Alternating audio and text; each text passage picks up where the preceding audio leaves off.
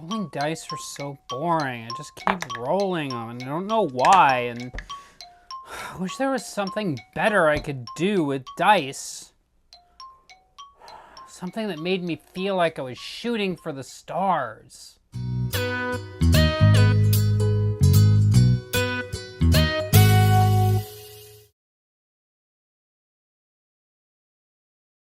So here we have what's in the box for Dice Stars. Now, Dice Stars is a game of trying to get as large numbers as you can into these spaces and also try to get some multipliers to eventually just achieve a score. So this is a puzzle game. On a turn, a player is going to choose whether or not they want to take 1, 2, or 3 dice from this bag, and then they will roll them to add them into the reserve. Now, one thing to note here is if there are no dice in the reserve, or the only dice currently in the reserve are showing stars, then the player must roll 3 dice. So for the first turn, the player is going to need to select 3 dice. So the player takes them out and they roll them.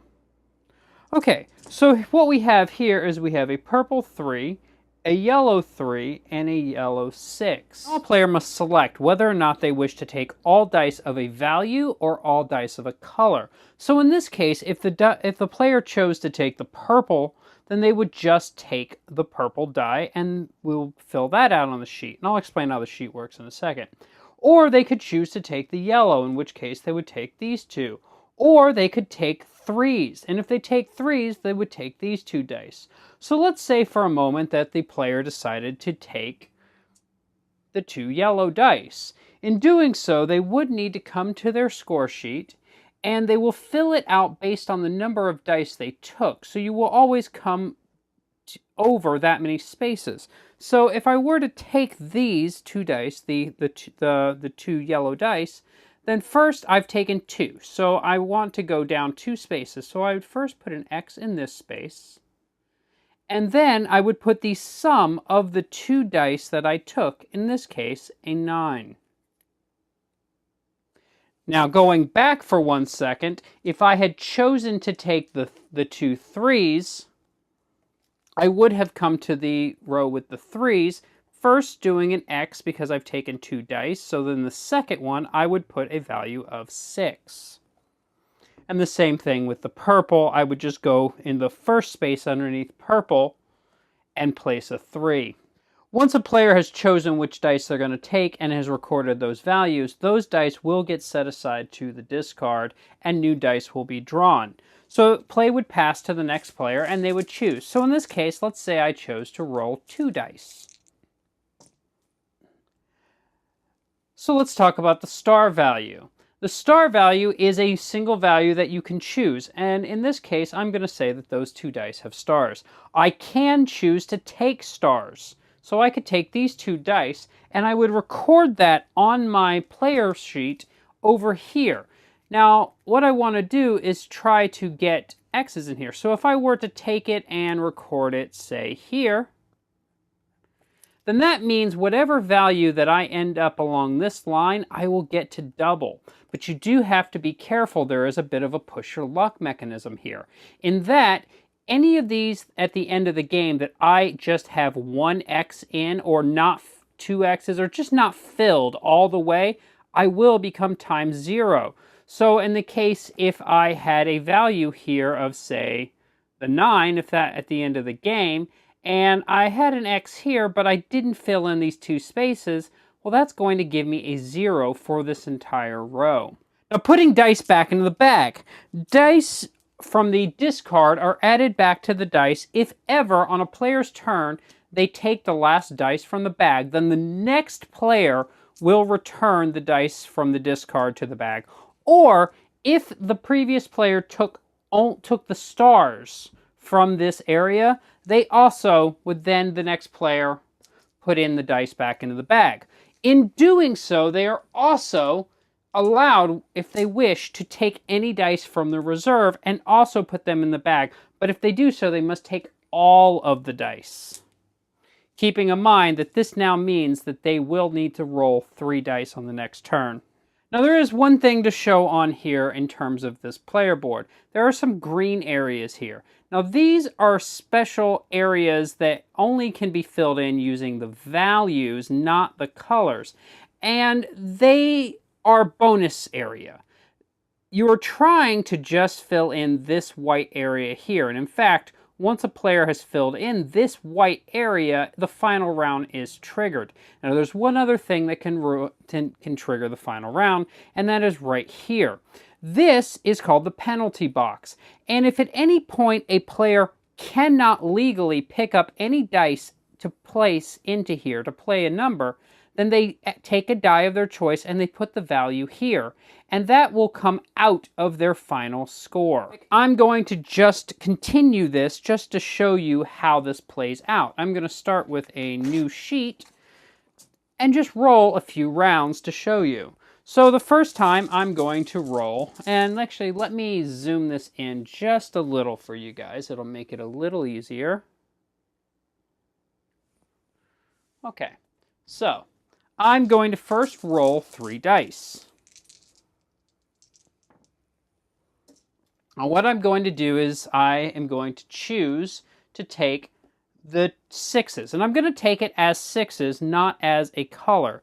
So I'm going to get to place 1 X here for a 6, and then the value, which will be 12. I'm going to set those aside, and I'm going to roll some more dice. I'm going to choose to roll 2 dice. Now this is another 6 and a black 5. I'm going to choose to take the black 5 as a 5, but it would not matter since they would go to the same spot. And I'll set that aside. I'm going to roll 3 dice this time.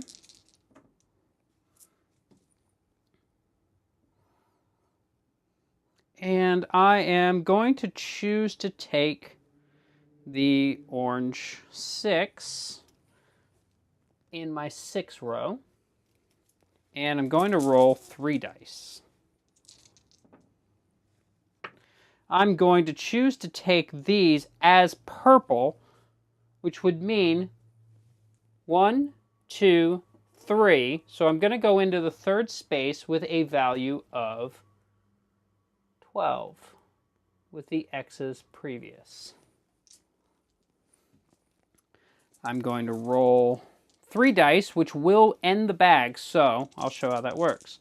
So I roll the 3 dice, and this time I'm actually going to take this, well, I wouldn't be able to take the 6s because I can't go over enough spaces, so that wouldn't be legal. But what I can do is take the orange, or yellow, sorry, and they were showing 6s. So I would come down 1 and into the 2nd space, making a 12. And then those would be set aside. Now because I pulled the last dice from the bag, the start of the next player's turn, all these. And I may choose to put these in which case I'm going to at this time. So I'm going to fast forward here a little bit and just get to the end to show you how final scoring works. Okay, so here I have this completed, and as you can see, I was able to come across here and do my final values based on these numbers that I had here. But in my bonuses, here I had a 2 times bonus here and a 2 times bonus here. But this one I did not complete, giving me a 0.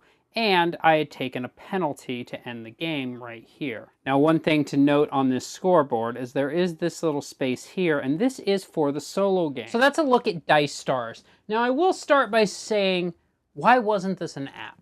I'm not knocking this as a board game. In fact, I've already had quite a bit of fun with it. But a couple people that I've showed it to immediately were like, I would love to play that as an app, especially since it does play solo. As I showed in the overview, there are some additional solo rules where you've got like a little AI player who is moving along and you're just trying to outpace them and not lose and get a higher score. So the game is good. It's enjoyable for what it is. It's a cheap price point. It feels, when you play it, it feels like it already was a game. Like, it feels intuitive. It feels like this should have already been a game how is this a new thing, but you really, really enjoy it. And there is a lot to be said for when you're counting out the dice and you're having to move across and you're having to X out. And I've seen different strategies already where some people really try to fill each thing in with numbers and avoid crossing out things, whereas others don't mind crossing out to get those really large numbers. So there is a different strategy to it. But in the end, there's also going to be the luck of the draw from the bag, and that is going to offset the puzzle just a little bit. All in all, I give this game really high marks for what it is. I do expect that this will either get an app from WizKids, possibly, or definitely get some clones out there. So that is one thing I would say to take a look for. But in the meantime, if you can get Dice Stars, I would recommend it. I think it comes in right about $15. It is great for families. I would recommend this for anyone with children who are maybe learning their numbers, how to count, things like that, even colors. So very highly recommend it if you're looking for a simple game or looking for maybe something new to add to your solo library that's quick, easy to set up, and doesn't take a lot of time. I hope you guys enjoyed this look at Dice Stars, and I look forward to seeing you guys in the next episode.